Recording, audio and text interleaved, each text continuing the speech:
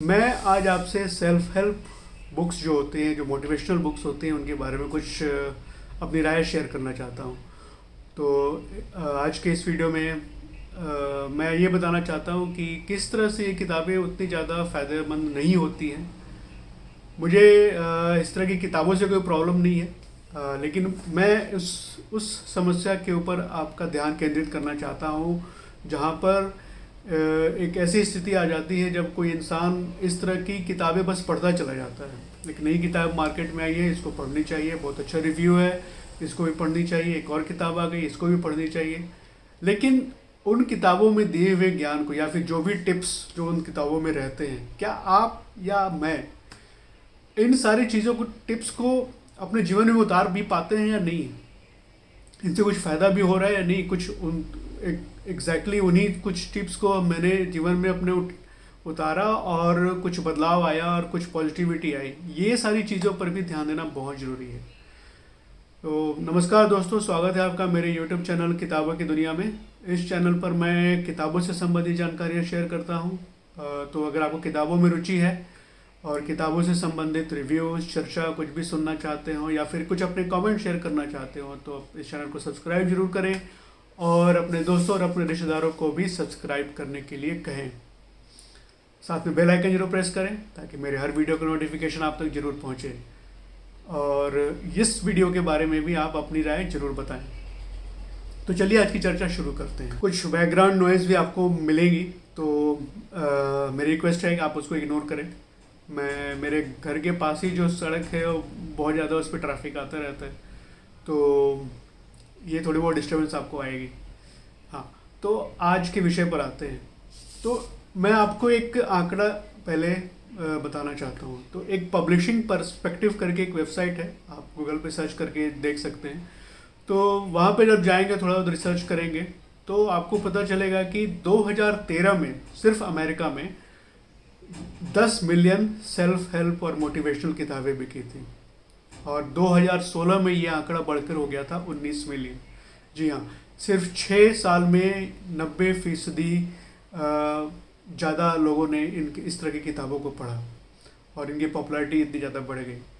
लेकिन क्या सही में उन किताबों को पढ़ने के बाद वहाँ के लोग बहुत ज़्यादा पॉजिटिव हुए? इसके ऊपर कोई आंकड़ा नहीं है, तो इसके ऊपर हम कमेंट भी नहीं कर सकते हैं अगर हम सिर्फ डेटा और आंकड़े की बात करें तो। लेकिन मैं आपको वहाँ पर ले जाना चाहता हूँ जब आप देखते हैं कि लोग इस तरह की किताबें पढ़ते चले जाते हैं। शायद आपके साथ भी हुआ हो, कुछ लोगों के साथ हुआ, आपको काफ़ी अच्छी लगी किताब, किसी ने रिकमेंड किया, आपके ऑफिस में आपके दोस्तों ने रिकमेंड किया हुआ, आपने वो किताब पढ़ी, खरीद के पढ़ी या फिर किसी ने दिया, तो आप पढ़ते चले गए। अब इसमें दो तरह का चीज़ होता है। एक तो होता है कि मैंने पढ़ लिया और मैंने रख दिया फिर, ठीक है, इसे क्योंकि अच्छा, इस तरह की किताबों में जो लिखने का जो वो होता है कि एक जो बहुत ही हिट तरीका होता है वो ये कि इसमें केवल सक्सेस स्टोरीज डालते हैं, ठीक है। और सक्सेस स्टोरीज हमेशा वैसी रहेगी जहाँ पर बिल्कुल ही नीचे पे कोई आदमी था, बहुत ही लो लेवल पे, इधर फाइनेंशियली बहुत लो लेवल पे था, या फिर कह सकते हैं कि उसके जीवन में बहुत सारी कठिनाइयाँ थी और फिर उनसे निकलते हुए धीरे धीरे वो बहुत हाइट पे पहुँच गया। क्योंकि सही है, अगर आप ऐसी कहानियों को सुने तो आप मोटिवेट होते हैं, लेकिन ज़्यादातर जगह पर वैसे ही कहानियाँ रहती हैं। ये एक तरीका होता है क्योंकि आप उससे रिलेट कर पाते हैं कि मेरे लाइफ में भी कुछ प्रॉब्लम है, हो सकता है कि उतनी गहरी प्रॉब्लम नहीं हो, लेकिन वो शब्दों का खेल होता है कि पाठक है उसको ऐसा लगता है कि हाँ, ऐसा तो मेरे जीवन में भी हो रहा है, तो मैं भी निकल सकता हूँ। तो वो पॉजिटिविटी देने में कोई प्रॉब्लम नहीं है, ठीक है। अब लेकिन इसका जो नेगेटिव होता है, जो बहुत सारी इस तरह की किताबें पढ़ने का जो नेगेटिव जो साइड है, वो मैं आपके साथ शेयर करना चाहता हूँ। आप एक रीता ब्लैकस्मिथ, हाँ शायद, हाँ रीता ब्लैकस्मिथ करके एक हैं, उन्होंने एक ब्लॉग लिखा हुआ है जहाँ पर उन्होंने अपना एक्सपीरियंस शेयर किया है कि वो बहुत सारी मोटिवेशनल किताबें पढ़ने के बाद से वो अपने आप को एक गार्बेज की तरह महसूस करने लगे थे। जी हाँ, उन्होंने एग्जैक्टली इसी गार्बेज वर्ड का यूज़ किया है। उसका कारण ये है कि उसमें जो डोंट्स हैं, जो इन किताबों में जो जैसे डूज एंड डोंट्स दिए रहते हैं, तो उनका जो फोकस था वो सिर्फ डोंट्स के ऊपर चला गया और धीरे धीरे उनके अंदर इतनी ज़्यादा निगेटिव नेगेटिविटी बढ़ गई कि मैं मेरे लाइफ में ये नहीं है, मुझे मेरे अंदर ये बुरी आदत है, ये हैबिट मेरे अंदर नहीं है। तो इस तरह से करते करते उनको लगा कि एक टाइम पर कि वो गार्बेज जैसा महसूस करने लगी। लेकिन वो किसी तरह से इस लूप से, इस सर्कल से बाहर निकल आई। और फिर उन्होंने ये भी लिखती है उस आर्टिकल में कि ये ज़रूरी नहीं है कि आपके जीवन के सारी समस्याओं का समाधान हो जाए, यानी ज़रूरी नहीं है कि आपके जीवन में जितने भी सवाल आपके मन में आते हैं उन सभी सवालों का जवाब आपको मिल जाए। तो ये बात सही भी है। आप 2-3 समस्याएं अपने जीवन में सॉल्व करेंगे, 2-3 और नहीं आ जाएंगे। तो जब तक लाइफ है, प्रॉब्लम सोल्यूशन ये चलता रहेगा। तो अगर हम ये सोच लें कि एक पर्टिकुलर किताब पढ़ के मेरे जीवन की सभी समस्याओं का समाधान हो जाएगा, तो ये भी गलत है।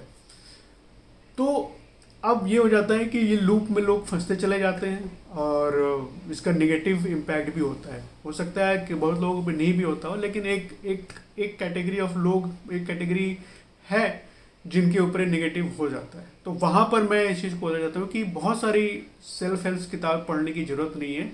आप 1 या 2 उठाइए, अच्छी लगती है आपको, उसमें से 2-3 टिप्स उठाइए और आप देखिएगा कि उसमें इतना ज़्यादा, वो सुनने में बहुत सिंपल लगता है, लेकिन अब ह्यूमन नेचर की बात करें तो आप बहुत ज़्यादा डिसिप्लिन होकर नहीं रह सकते। आप 24 घंटों को आप मेजर करके नहीं रह सकते हैं कि मैं सुबह 8 बजे एग्जैक्टली यही करूँगा, सुबह 9 बजे एग्जैक्टली यही करूँगा, या सुबह 10 बजे एग्जैक्टली यही करूँगा। अगर वैसे करने लगे तो हम सारे परफेक्ट हो जाएंगे और मशीन भी हो सकते हैं।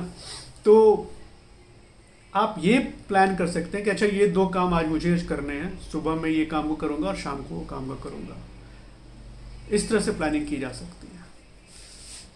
तो मैं वही फिर उसी बात को दोबारा से कहूँगा कि अगर आपकी लाइफ में कुछ प्रॉब्लम चल रही है, कुछ इमोशनल प्रॉब्लम है, या फिर आप कोई चीज़ अचीव करना चाहते हैं, तो अपने दोस्तों से, अपने रिश्तेदारों से, अपने पेरेंट्स से बात कीजिए कि कैसे उसको सॉल्व किया जा सकता है। वो कुछ अच्छे सुझाव दे सकते हैं अपने एक्सपीरियंस के आधार पर।